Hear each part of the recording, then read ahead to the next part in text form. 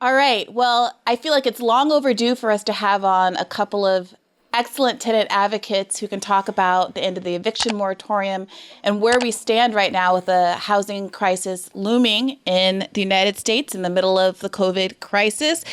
We have Sia Weaver, who has coordinated the Housing Justice for All campaign in New York. Welcome, Sia. Thank you for having me. And Afeni, core organizer of Freedom Fighters DC and contributor on Fred Hampton Leftist. Welcome, Afeni.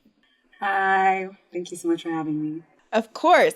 Okay, so I think most listeners are aware of the fact that the Supreme Court overturned the eviction moratoriums, which people felt were keeping renters afloat as COVID meant that so many people were experiencing unprecedented precarity because of job loss.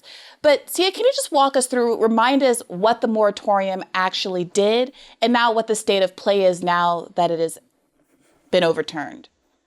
Yeah.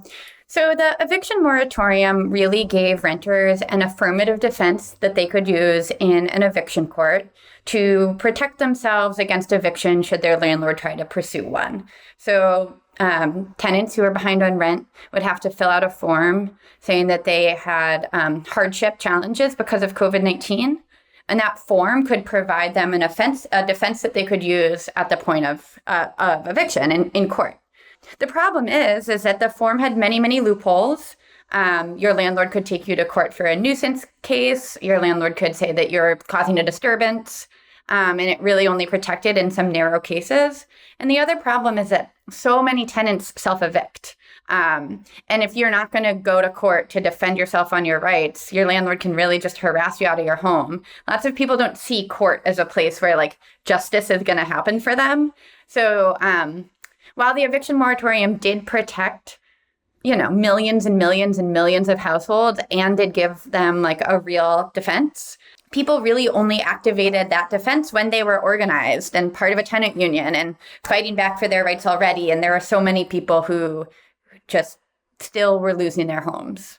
It's interesting that you seem to have, a good deal of skepticism about the holes that existed in the moratorium, given how much energy there was around keeping the moratorium in place. And of course, I think we all remember what seemed like a really valiant effort by Cori Bush to sleep on the steps of Congress until it was extended. Of course, shortly thereafter, it was overturned. Anyway, Afeni, I'm seeing some facial expressions. I know that you were there at those protests and had some conversations with the Congress folks who were on the steps about their plan and their choice of activism.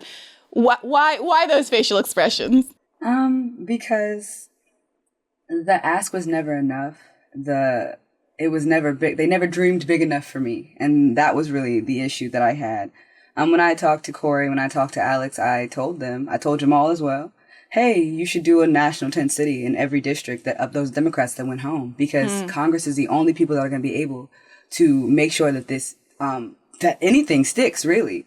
Because there was conversation on the ground that for that 5 days that the Supreme Court could possibly overturn the eviction moratorium. And some people would just say, and some people, as in like Cori Bush and Alex, would just say like, oh, they would never do that. They would never do that. Why wouldn't they?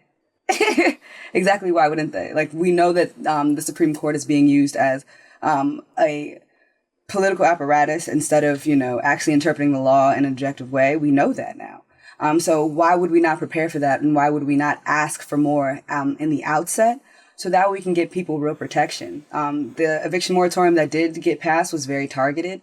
And it didn't really provide relief for a lot of people that were already getting evicted or that had gotten evicted already. Yeah, I mean, the way that played out, I don't ever want to be overly cynical. I know that's a real danger for me to slip into. But it did, the timing and pacing of those events, the fact of everybody going home and acting like the end of the moratorium was a surprise, the nature, the kind of performative, which I'm not against in many instances, but the performative nature of the stunt, the acquiescence, the success of the stunt, followed by the very swift invalidation from the Supreme Court. I wanted to ask myself, I found myself asking myself, do they acquiesce because they know the Supreme Court is going to overturn this anyway? Do you know what I mean? Do they anticipate that it's going to be a short-lived victory anyway?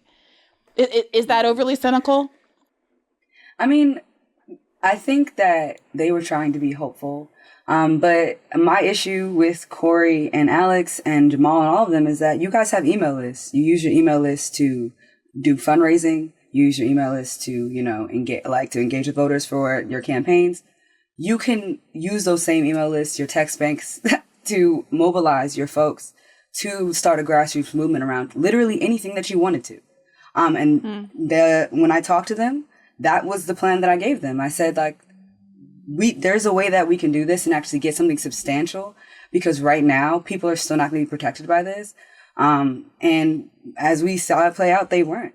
Even out here in DC, there are 75 evictions that are scheduled to go through this week. People are getting evicted right now. And most of those people live out in Ward 8, where that is 91% Black. 91% of the people that live there are Black people.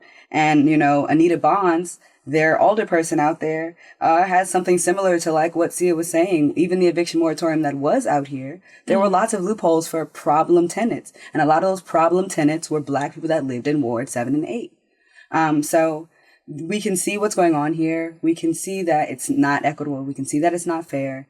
And I'm just so disappointed because the squad members, a lot of them follow me. And I've reached out to them. I've publicly tweeted them at this point and said, this is still happening. What are you going to do about it? And everybody's still talking about AOC stress. So, Well, I will avoid pulling you into a conversation about that, although I might be tempted to chat about it with Ben a little bit at the end of this podcast.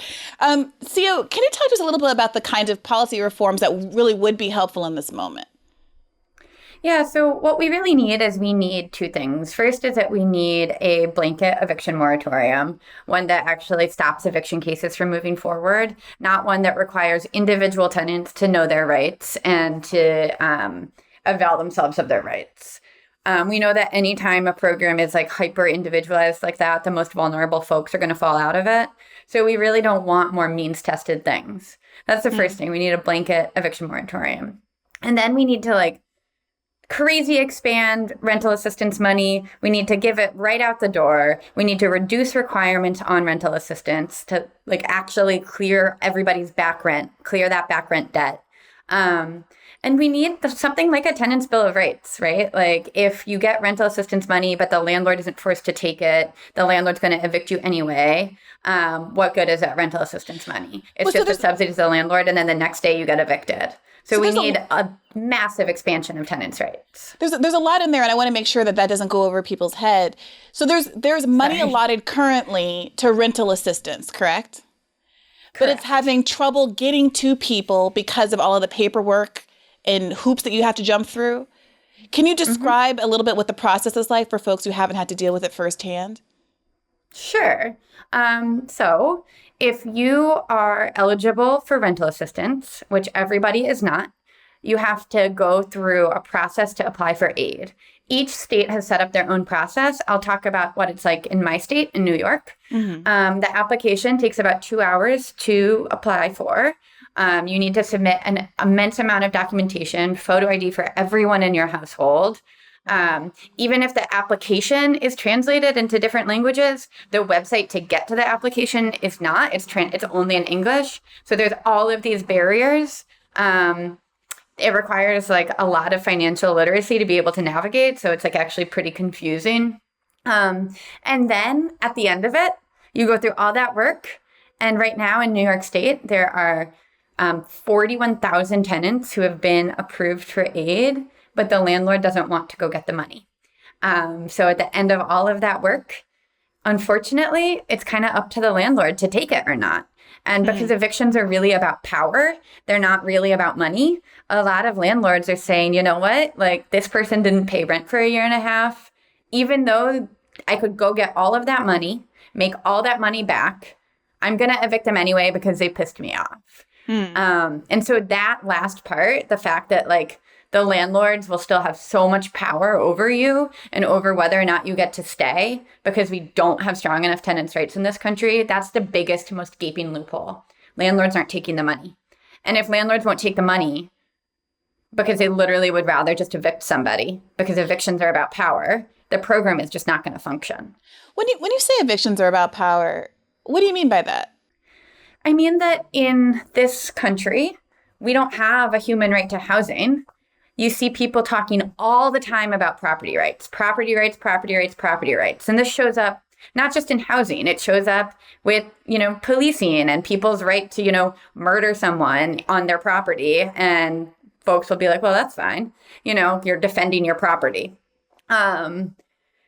So everyone sees like property rights as this like sort of inviolable thing that people can't fuck with.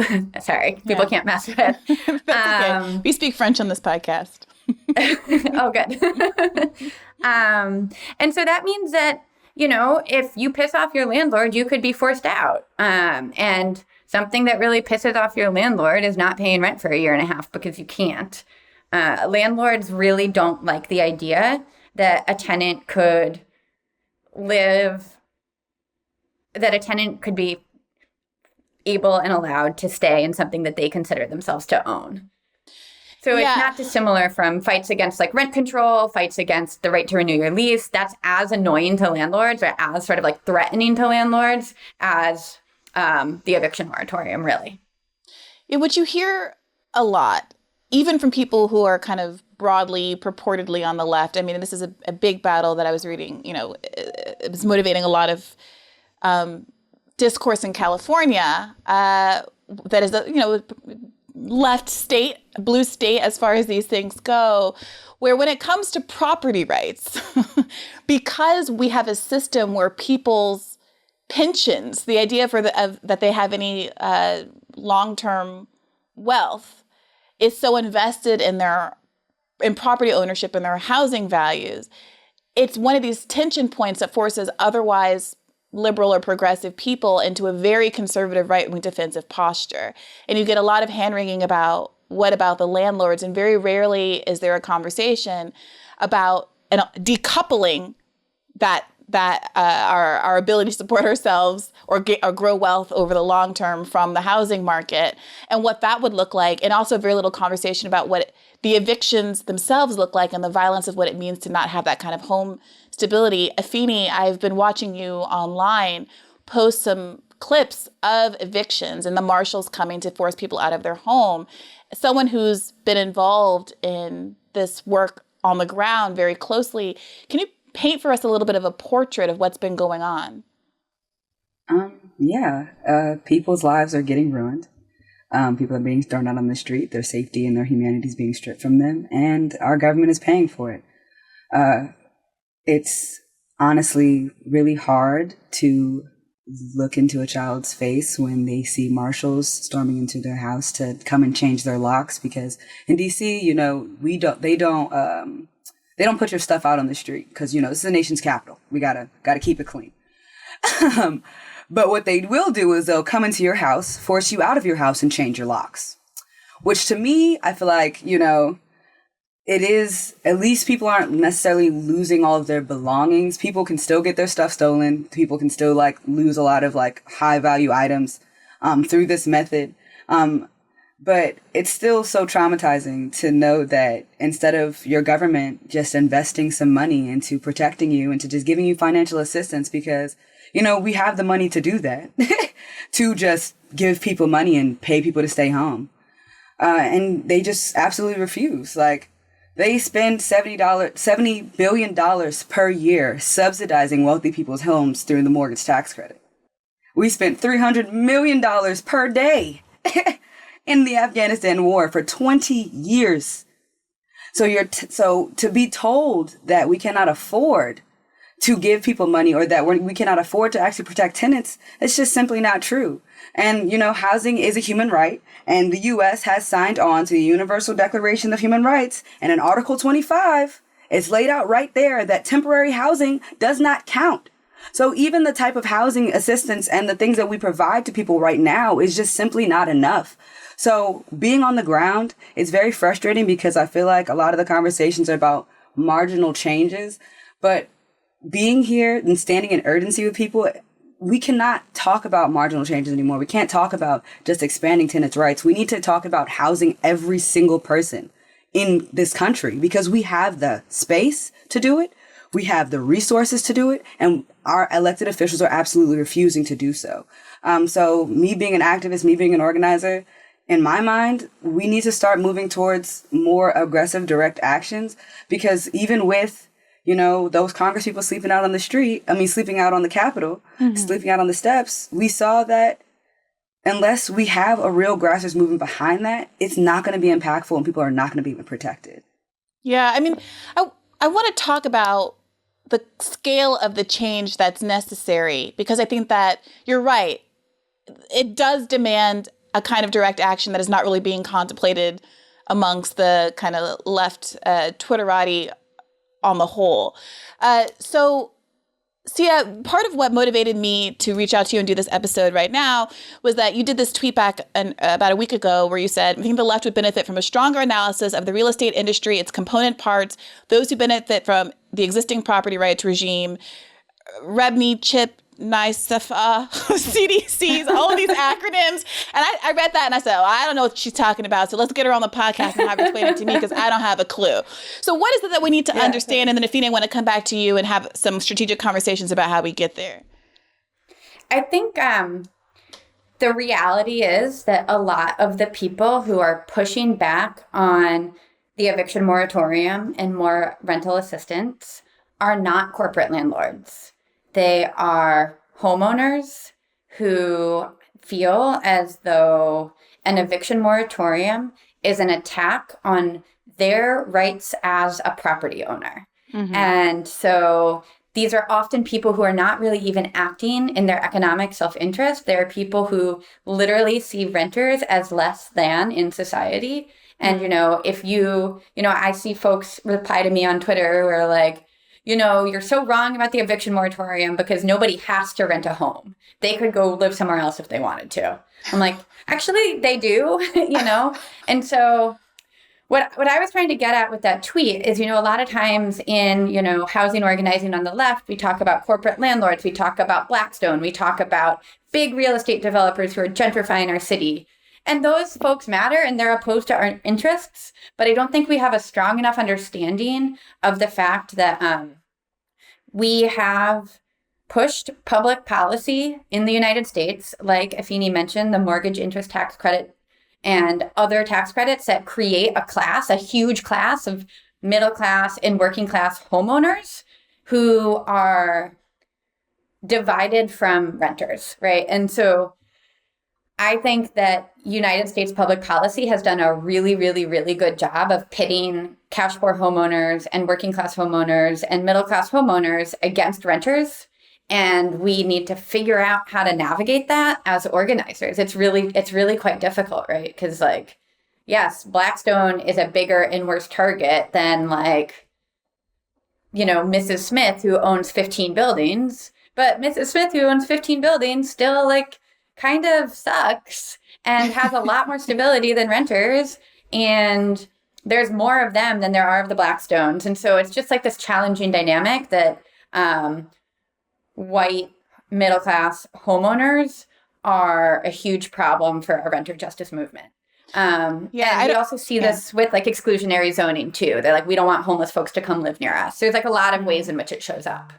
I don't want to contribute to the fission between homeowners and non-homeowners here. But I gotta say that mortgage interest tax credit stuff makes me insane as a non-homeowner who looks at the parallels between that and the kind of interest deductions that are offered to, people with student debt. Two classes of people that I think are not very coterminous because having so much student debt often is precluding you from owning a home. So, student debt interest, you could have $100,000, $200,000 of student debt, and you can only claim up to, I believe, $2,000 of it as a tax deduction, and only if you make less than $60,000 a year. And compare that to the mortgage interest rate, which until recently let you discharge the interest up to $1 million worth of home interest. It's an insane gap, and it's an insane gap to your point that Sia, that evinces the priorities of our policymakers and has set people up to have a real expectation that they are kind of not takers. They're getting, they're somehow deserving of that sort of government boost in a way that completely ignores that there are choices being made from a policy perspective that are benefiting certain populations over others and tend to benefit people who already have Yeah. some degree of resources. And it's so messed up too, because we don't have free college. We don't have Medicare for all. We don't have health care. We don't have stable pensions. So your home is the only way you can get that. And when we're in the position of saying that, actually, we don't want you to become a homeowner, that means that we're taking away the only welfare system that the United States has. And it just serves to completely divide working class people and protect those at the top. So unless we can undermine the institution of homeownership and seek to provide stability in other ways, I don't know. It's a really difficult organizing situation we find ourselves in. Is it happening though already kind of organically because of the financial constraints that millennials and the generations behind us are facing, with homeowner rates dropping? I was reading an article recently about how housing prices are sky high right now, despite the pandemic and despite all of the financial precarity people are under, that all of these real estate groups obviously are buying up all this property, and it's creating this kind of artificial squeeze. Is the system, is the man, are the powers that be kind of screwing their own pooch by preventing so many young people from ever really investing in the housing market to begin with? Yeah, I mean, that's a really good question. We have certainly seen, I will just also say over time, the sort of myth of homeownership has always failed cash poor people, Black folks especially, where there's subprime mortgage products, there's redlining. Homeownership actually isn't a stable wealth building tool for many, many, many people. It's just an enduring myth that it could be. And over time, yes, as young people can't become homeowners, housing costs go up, student debt increases, medical debt increases, less and less people are attracted to that myth. There is a growing class of renters who are organizing. And that's exactly why we won the eviction moratorium that we won. So I 1000% agree with Afeni that it's kind of a pathetic eviction moratorium. But it's also just a crazy step forward that they even did it.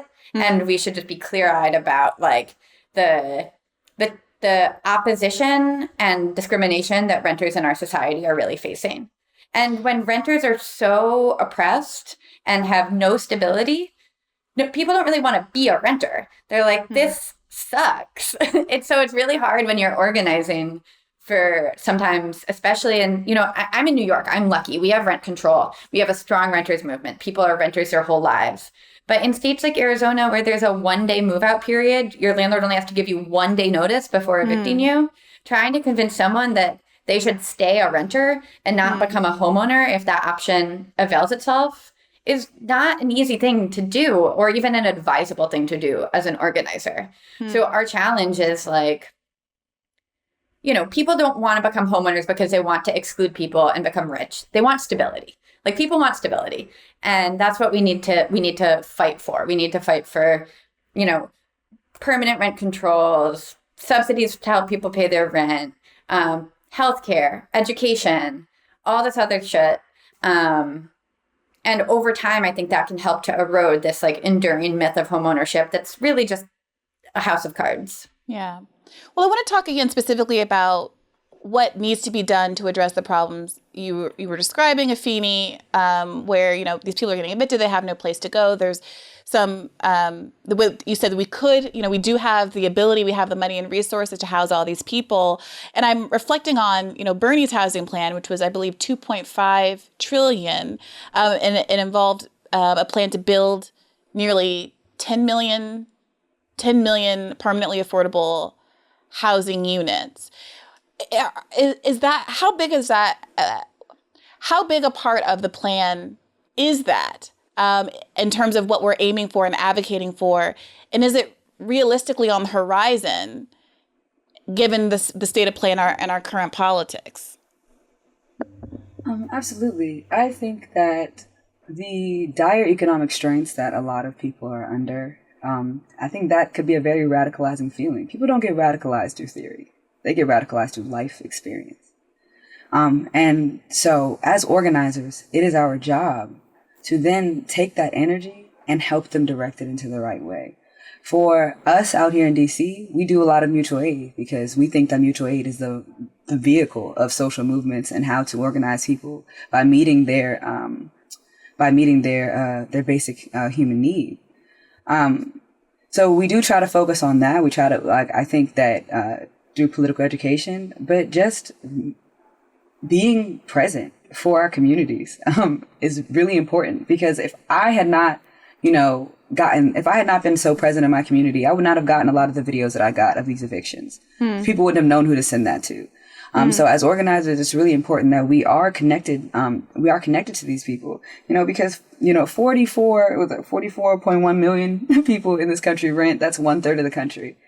So as long as rent costs just as much, if not more, than a mortgage does, as long as we have all of these socioeconomic policies that basically hold you in poverty, as long as you are tracked to be impoverished, especially if you are Black in this country, as long as all of those things exist, it is our job to start to build those infrastructures outside of the government to meet those needs.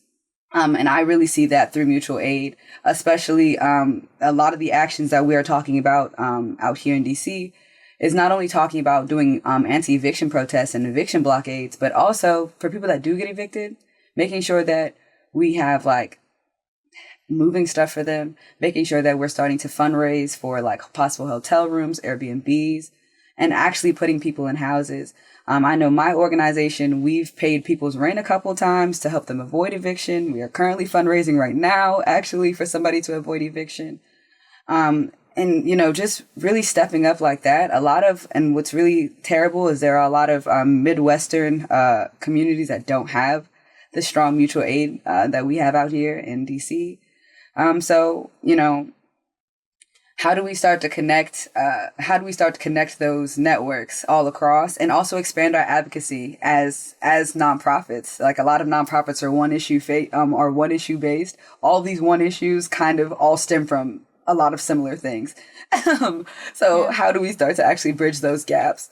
Because at this point, it's just really unacceptable for people to be kicked out of their homes in the richest country in the world when we can spend $300 million per day in Afghanistan. We can send $3 billion packages to Israel whenever we feel like it.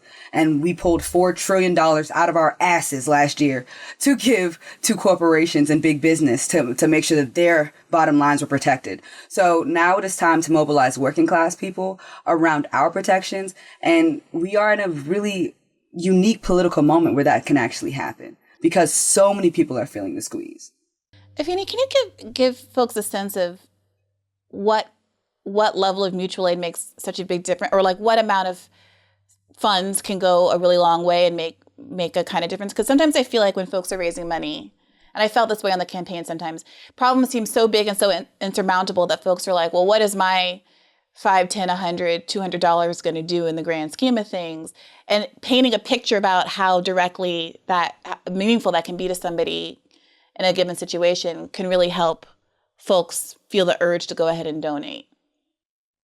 Absolutely. Well, our organization feeds about 100 to 250 people a week, depending on how many days we can get out and do mutual aid. And I would say though that all of that probably costs around $300. If we were talking about that, we do hygiene packs. So we do about, I would say 90 to 100 of those, probably to cost about $250, because we go to the dollar store and get a lot of that stuff, $250 to $275. It doesn't take much. A lot of these basic things don't take much. The things that do cost, the things that do have a bigger ticket, that some of the organizations out here are trying to organize, shout out to Heal the Homies, a grassroots organization that's out here in DC, Black youth led, that is fundraising for a community center that we can house people in.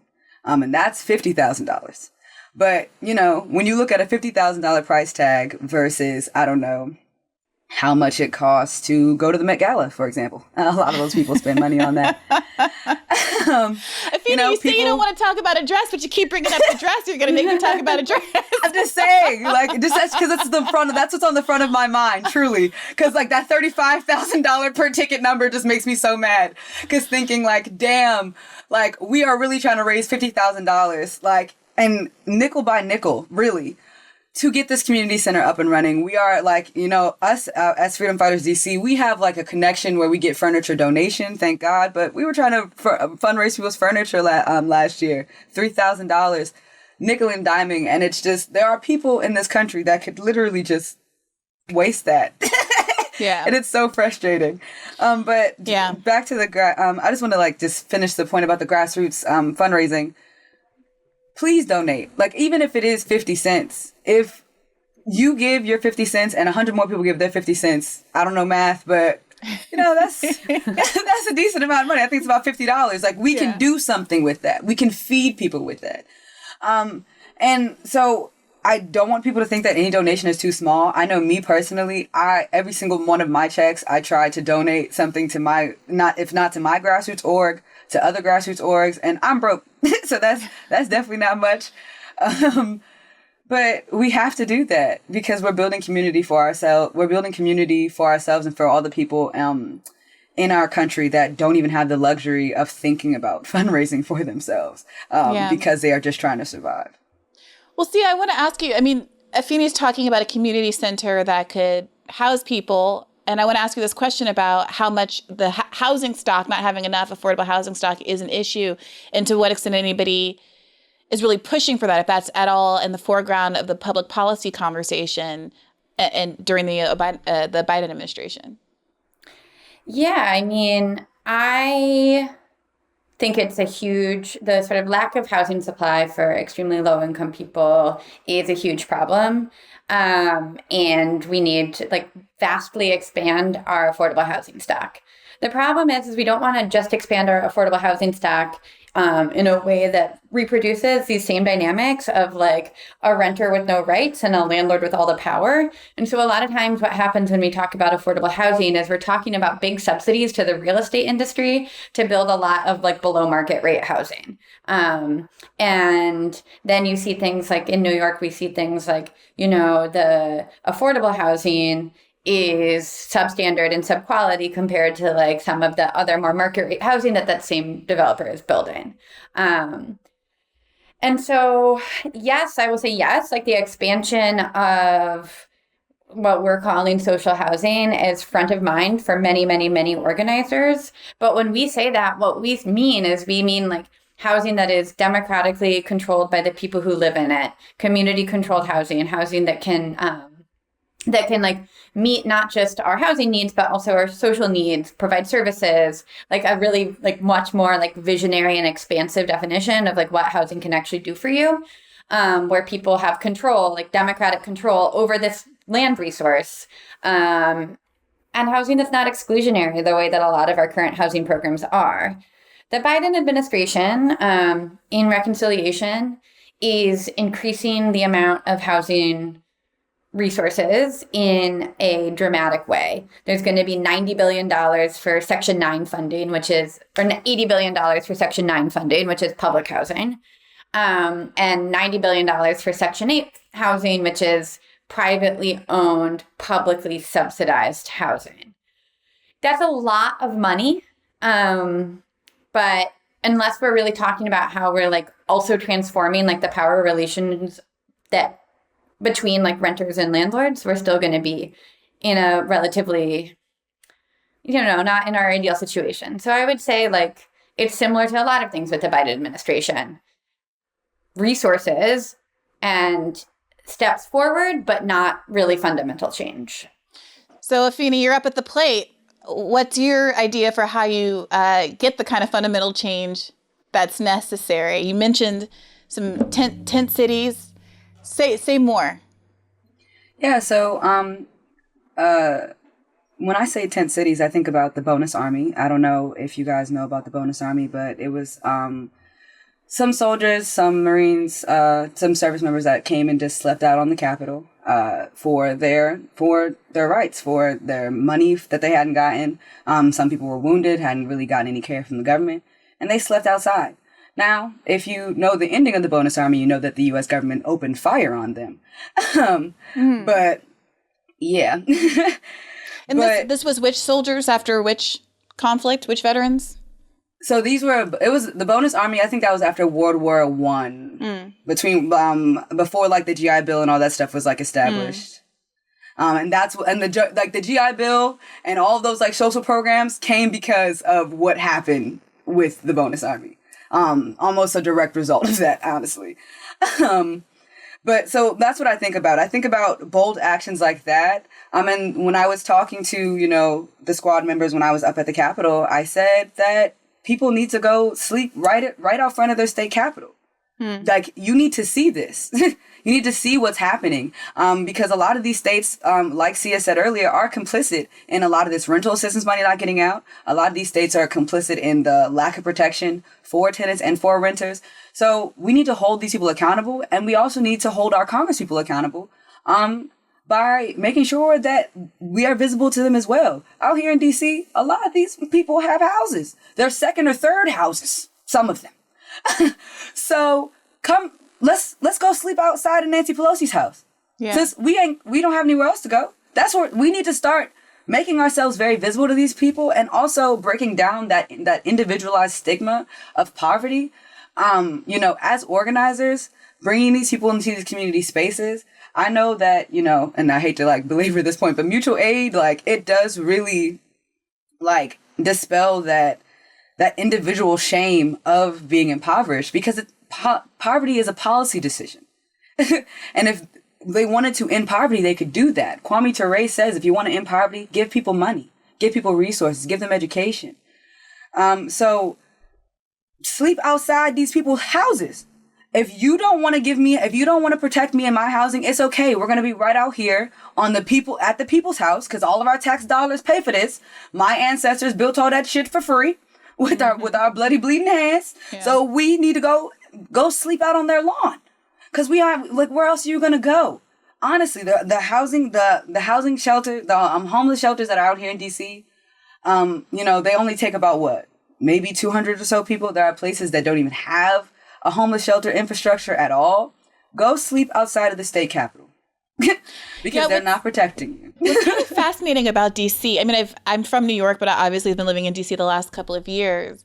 Mm-hmm. And in New York, there is not a visible kind of permanent homeless population in the same way, because they don't let people set up tents and stay. I don't know legally what the difference is between the two, but there's an obvious difference in terms of effect, where in DC, there's, long-term tent communities all over the place.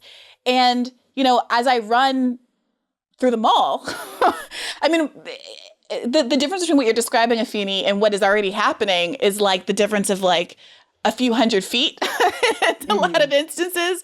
There's like a very visible, permanent population of people who are living in tents already. And, with, some degree of infrastructure that have been set up in terms of, porta potties and hand washing stations and things like that. And it's really interesting to see the way the different cities handle the situation. In DC, it feels like they basically just decided, okay, we don't have the resources or don't plan to invest the resources in providing permanent housing structures. So we're going to, at least unlike New York, let people stay where they want to stay. And it does seem like there is a certain degree of revolutionary potential in organizing those folks. I mean, how often, Afeni, are you dealing with people who have already been evicted and who are sleeping in these kind of semi-permanent homeless structures? Yeah, so DC has the highest homeless rate per capita of any city. So that's the explosion of 10 cities that you're seeing is definitely because of, that more like corporate gentrification and just people being priced out of their homes. People falling on, a lot of people also are like, like the drug stuff, not being able to keep stable housing, not being able to keep a job because they had drug addiction. So the people that we are kind of encountering now that are getting evicted, a lot of orgs out here in DC, because we do have the infrastructures out here, are just housing people in hotels temporarily. But after, we run out of resources for that, like, what are they supposed to do? So we try to do the fundraising. We try to find them new housing, but it's also very hard because once you have an eviction on your credit, it's very hard to get another place.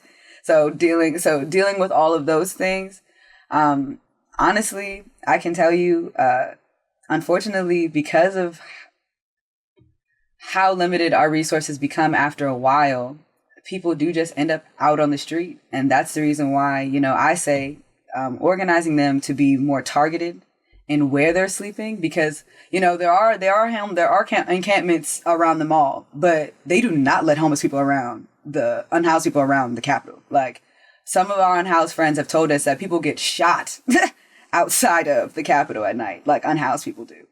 So, yeah, it's like a step back. It's like all of those federal buildings that are along, I guess, Constitution, on the other side of Constitution Avenue. But there's, you're right, that it's one step removed from the high traffic tourist areas, but only a couple blocks removed. Yeah. What would you like people to be concentrating on, Sia, in terms of advocacy and a specific policy push? Because we're in the middle of these infrastructure conversations. You noted that there's a significant amount of infrastructure funding that is going to Section 8 and Section 9 housing, which is important, but also not addressing some of the bigger structural issues that we've discussed. And at the same time, Joe Manchin is doing his thing and talking about cutting the $3.5 trillion, which was already an enormous compromise. The squad members, to their credit, many of them have said that, it's 3.5 or bust. But you also got Jim Clyburn out here saying, well, 3.5 is a ceiling and everybody's terrible. So, I mean, where do you think the pressure should be to ensure that we can maximize the moment we're in, given COVID and the openness that people seem to have to doing more than the status quo? Yeah, I mean, I don't want to cop out on the question, but national politics is so freaking depressing. So I would just say if you're not organizing to put pressure on your state and local governments, you should absolutely be doing that, right? We've won a lot of stuff in New York at the state level, and it's been transformative. So that's the first thing. But the second thing, what kind of stuff can you tell people, just to give a glimpse of what has been achieved in New York? So in New York, we have some of the strongest rent control laws in the country. And rent control is just so important because it mediates that power imbalance between landlords and renters and says, you landlord actually can't raise the rent and you tenant have the right to stay here. And so that's the policy, right? Rent control is a policy. That's what we need, a national movement to pass universal rent control to limit landlords' ability to endlessly profit on our homes, to give tenants the right to form a tenant union where they live, and to really block evictions. But rent control is not enough. We also people need money. We need to tax billionaires and transform that into cash assistance for renters. And then, we need to chip away at homeownership. And that means Medicare for all. That means a deep investment in real social service programs. And then, just something that I like to think about with my advocacy is money is not enough, right? To get the mortgage interest tax deduction, all you have to do is check a box on TurboTax or whatever you're using to do your taxes. You just are hey, yeah, I own a house, check. And you get so much money. In order to apply for rental assistance, you have to set aside 6 hours of your day, find every birth certificate of your kids, your nieces, your nephews, your friends, your brothers, and every photo ID, sign over your firstborn child and all of this shit, and so I want programs, I want money for people, I want rent control, but I want the money to be really easy to get. And if there is a political will, that could happen because we see it happen for homeowners all the time. And there needs to be that political will to end homelessness and for renters. Well, Sia, you said tax billionaires, which I feel is another allusion to this dress. So I do want to ask you, I mean, so much of the discourse, I think we can all agree is silly. The idea that AOC paid $35,000 out of pocket for this is just not how it works. There are the arguments that they invite New York representatives every year, that other people were there, and that she's being held to a different standard. But I think at the core of this, and I tweeted something like this out, it's like, I think that AOC is being held to a different standard because people had more confidence in her and expect more of her, and think that she's a better politician who believes in something higher than someone like Carolyn Maloney, for instance, or Bill de Blasio, who's also there. And so I'm curious Bill if de you guys Blasio's outfit was not good. Yeah, I mean, if we wanted you just a fashion critique, we can do that too, because I was like, oh gosh, can I not tweet how cute I think Kristen Stewart looks? Because it's like against my politics, but I it's fine. definitely tweeted about Iman. Definitely. She looked amazing. She looked like a goddess. She looked like a goddess. Like what? Zoe Kravitz. I mean, there were a lot of good looks, but that's neither here nor there. Yeah. But, I wonder if either of you have given any thought to, presuming that will allow that AOC should go, how she could have maximized the effect of going beyond writing tax the rich on her dress. Because it does feel to me like some of the issue is that it doesn't feel necessarily like that much of a challenge to power if everyone's so comfortable with her there in that dress. Yeah, I mean, what do I think about this? Well, to bring it back to housing. Yeah. And the dress. Housing and the dress. That's going to be the title of this episode. There's 92,000 homeless New Yorkers in New York. Huge number. It's the highest it's been since the Great Depression. Just like 6 blocks from the Met, there's been this like massive fight over a shelter in that part of Manhattan. It's a very rich and wealthy and white part of Manhattan. We have a right to shelter, which is why you don't see tent cities. So homeless New Yorkers are being put up in hotels and in congregate shelters. And because of the explosion of homelessness, a political fight that's been happening is that like shelters are being sited all over the city in hotels and new shelters. And so there's like on the Upper West Side where the Met is, there's all of these people talking about how it's like rich white people saying we don't want people to move into the Lucerne Hotel. And it's been like a really contested space. And so I think that there's like lots of things that somebody like AOC can do to draw attention to like actual contextualized local fights. And so, I'm not opposed to publicity stunts if they like help us get to like where we're going. And if the dress gets to like taxes, like I'm happy. But, while you're in the neighborhood, there's other sites that you could also like wear the dress at this shelter. It would really help get attention to some of the more local things that are going on. And I think, Afeni, I know when I talk to my like comrades who do work in DC, they're like, oh my God, all these national groups are always coming and like we're not like your protest playground. Like actually there's like local struggles that are happening in DC that it would be great if folks could be paying more attention to.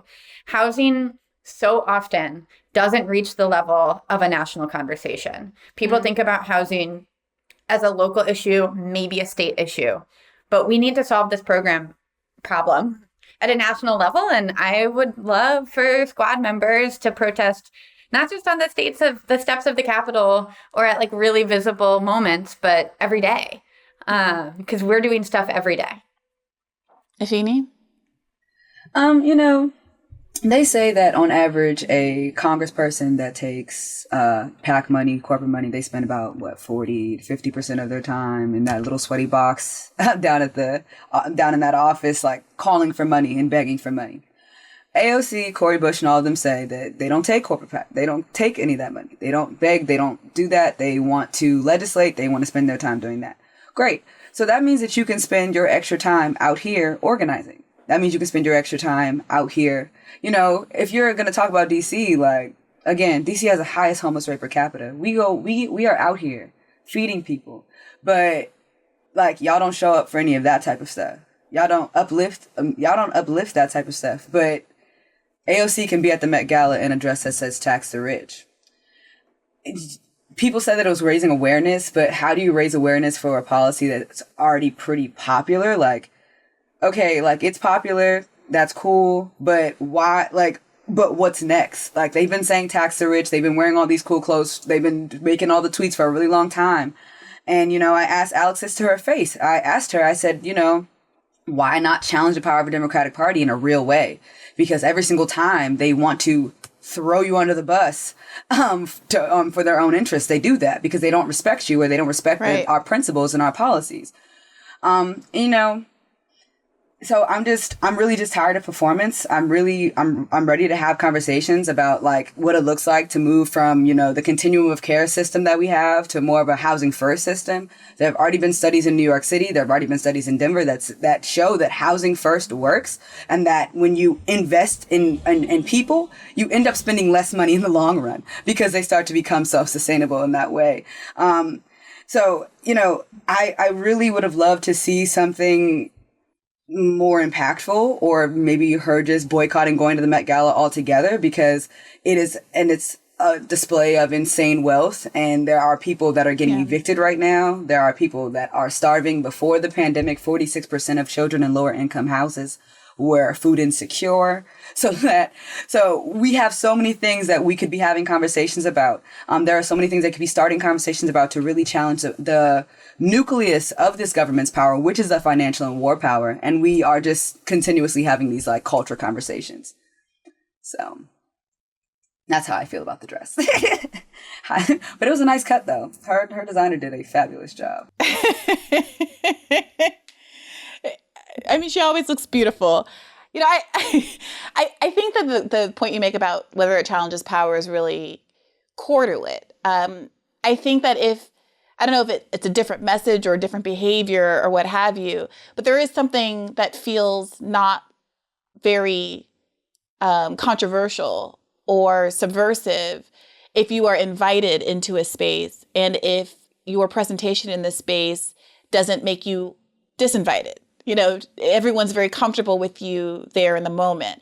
And there were people there at the event who play some role in the policy changes that are ostensibly being advocated for.